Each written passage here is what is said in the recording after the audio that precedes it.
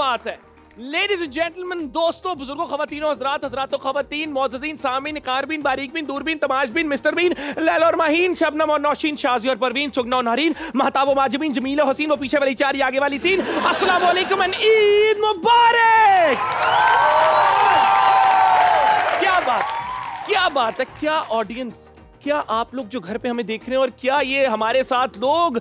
ईद होती ही मजेदार तब है जब फैमिली के लोग, दोस्त सब मिलके बैठ जाएं। तो एक दफा फिर आपको वेलकम कहना चाहूंगा to this very very special super duper Eid transmission Samaa News पर। मेरी जान, पूरे रमजान के बाद उन सब नेकियों के इनाम का दिन आ गया है, हमारी ईद। वैसे तो मतलब हर जगह ही रौनक होती है, शीर कोरमा, गुलाब जामुन, मिठाइयाँ, चिकन कढ़ाई, मटन कढ़ाई, पुलाव और मतलब अजते असीब मतलब कर देना, ठीक है, टोटल। बट ये ईद होता है बच्चों का दिन।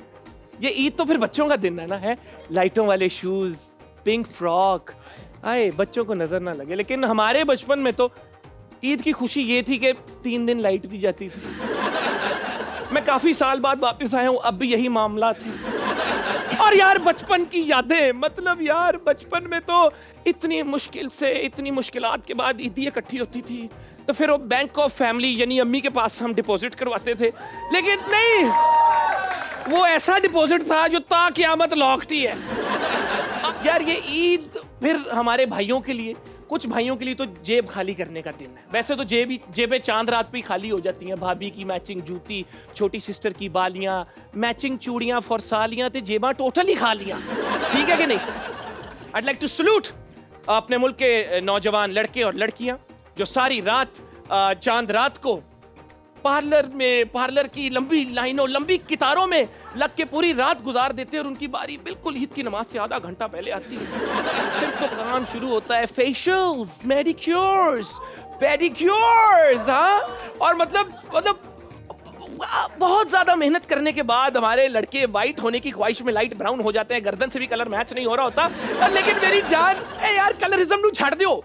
मैं मतलब देखे, मैं इस चीज में बिलीव करता हूं कि हंसी मजाक चलते रहना चाहिए, बट हमने एक दूसरे से काम की बात करनी है। मैंने कुछ आपसे सीखना है, आपने कुछ मुझसे सीखना है। हम एक ऐसे मुल्क में रहते हैं, we live in a country where speaking English means you're educated and being white means you're beautiful. ये दोनों चीजें सच नहीं है। और मेरी बहनें मेहंदियां, अरे क्या बात है, मेरी बहनों को जो मेहंदियां, रातों को मेहंदियां लगवाती हैं, फिर उन्हीं के साथ सो जाती हैं और सुबह फिर वो प्रिंट मुंह पे लग जाता है। फिर साइड प्रोफाइल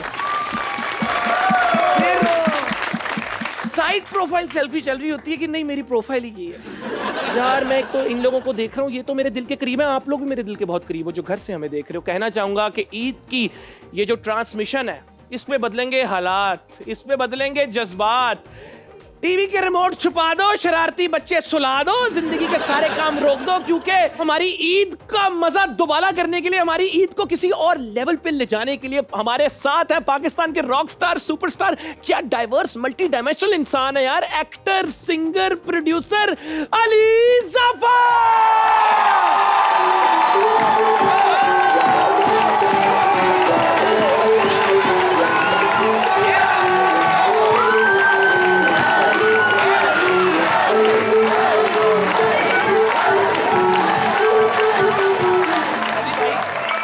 ईद मुबारक यार। सबसे पहले तो एक दफा, दूसरी दफा, तीसरी दफा, माशाल्लाह क्या प्यार है लोगों का आपके साथ।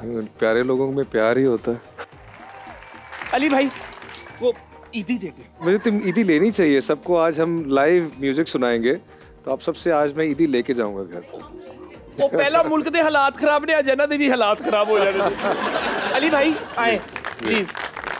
क्या बात है अली भाई, सबसे पहले तो मैं ये पूछना चाहूंगा आपसे कि एक रॉक स्टार की ईद कैसे गुजरती है। एक तो ऑफ कोर्स आई नो कि एक रॉक स्टार की ईद समा पे मेरे साथ गुजरती है, लेकिन वो दूसरी चीज क्या है? देखिए, जब रॉक स्टार की शादी हो जाती है ना, तो फिर ईद वैसी गुजरती है जैसे बीवी बच्चे चाहते हैं।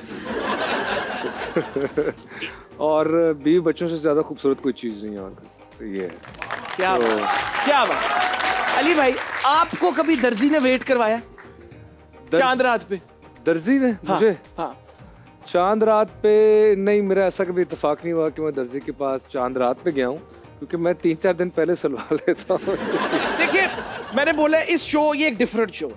हर मोमेंट पे हम कुछ सीखेंगे। टाइम मैनेजमेंट इसकी, टाइम मैनेजमेंट बड़ी जरूरी है।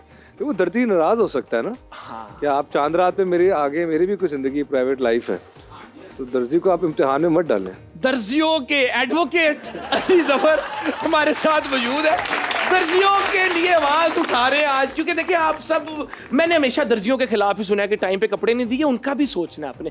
This guy is full of compassion. ताली। अली भाई देखिए हमारे बीच इस वक्त एक बड़ा ही खूबसूरत, I think deserves a lot of respect, love और बड़ा ही प्यारा पियानो भी मौजूद है। अच्छा क्या दसो, आपने सुना कटरीना ने आपको वादा किया था कि कोई पियानो देगी, क्या ये वो पियानो है? तुम्हें मेरे सारे उसके वादे कैसे, तुम्हें कैसे याद है जो मुझे भी नहीं याद? मेरी रिसर्च टीम की इसमें मेहनत है। इंडिया में कभी कोई ईद गुजारने का मौका मिला? इंडिया में वहाँ किसी ने ईदी दी, सबा कमर को 500 रुपए दी थी इरफान खान साहब ने। अच्छा। तो इंडिया में कभी कोई ईद गुजारी? मुझे जहाँ तक याद पड़ता है शायद एक ईद थी जो मेरी वहाँ गुजरी थी, क्योंकि एक फिल्म की शूटिंग हो रही थी और वो वापस आना फिर जाना ज़रा मुश्किल हो रहा था, तो मेरे ख्याल में शायद एक ईद थी ऐसी। कैसा रहा वो ईद का? बस फैमिली से दूर ईद ज़रा बहुत सूखी ईद होती है, तो लेकिन बड़ा मिस कर रहा था उस वक्त। आई थिंक फेस टाइम वगैरह भी नहीं होता था, तो स्काइप होता था, तो आई थिंक स्काइप पे उनसे बात कर ली थी और कहीं से शलवार कमीज़ लेके पहन ली और बस। लेकिन वहाँ बड़ा वो रिस्पेक्ट करते थे, और जो मेरे दोस्त थे उनमें कई मुसलमान थे, वो सेलिब्रेट करते थे, कई डायरेक्टर्स। तो आई थिंक किसी के घर जाके फिर मैंने उनके घर पे, शायद कबीर खान के घर, शायद मुझे अब याद नहीं है, लेकिन कबीर भी लव यू, तुमने हमारे अली भाई की वहाँ ईद पे उनके साथ टाइम गुजारा। जा कबीर लव यू, तेरे हस्ते दुआ भाई। क्रिकेट का भी बड़ा शौक है आपको? मुझे हाँ बड़ा शौक था, मैं क्रिकेटर बनना चाहता था बचपन में, बहुत से लड़कों की तरह। लेकिन बड़ा होके ये समझ आई कि म्यूज़िक में मेरा ज़्यादा शौक बन गया। बल्कि ये भी एक स्टोरी है, क्योंकि जिस क्रिकेट ग्राउंड में हम खेला करते थे वो मेरे घर के सामने, चूँकि both my parents are professors, तो प्रोफेसर इस मुल्क में बदकिस्मती ये है कि जो टीचर्स होते हैं प्रोफेसर, उनकी तनख्वाह इतनी ज़्यादा नहीं होती, लेकिन किसी तरह उन्होंने उधार वगैरह इकट्ठा करके, तो उस ज़माने में 1994-5 में गालिबन, तो डिफेंस में यू ब्लॉक में एक कनाल का घर बना लिया। तो अब जब हम वहाँ शिफ्ट हुए तो उसके सामने एक बहुत खूबसूरत पार्क था, तो मैं बचपन में वहाँ क्रिकेट खेला करता था और मुझे शौक था। सब इमरान खान को देखते थे कि मैं भी एक दिन वैसा बनूंगा। तो लेकिन क्या हुआ कि वो हालात कुछ सख्त हो गए, उधार भी वापस करना था, तो उनको वहाँ से शिफ्ट होना पड़ा। यूनिवर्सिटी ने जो घर दिया था वहाँ, तो फिर हालांकि उनको ये पता नहीं था, मैंने बात उनको बाद में बताई, तो मुझे वहाँ से शिफ्ट होने का, वहाँ जाने का इतना दुख हुआ क्योंकि मेरी क्रिकेट छूट गई थी। उस पार्क में हम लोग क्रिकेट खेलते थे। तो फिर मैंने उनसे कहा कि अम्मा बाबा, जब मैं कोई 18 बरस का हो गया, कि हमें उस घर में जाने के लिए कितने पैसे और महीने के चाहिए कमाने के लिए। तो उन्होंने कहा कि अगर हमें 15-20 हज़ार और हो जाए तो हम वहाँ जा सकते हैं, मूव कर सकते हैं। तो मैंने कहा वो मैं आपको ला कर दूँगा। फिर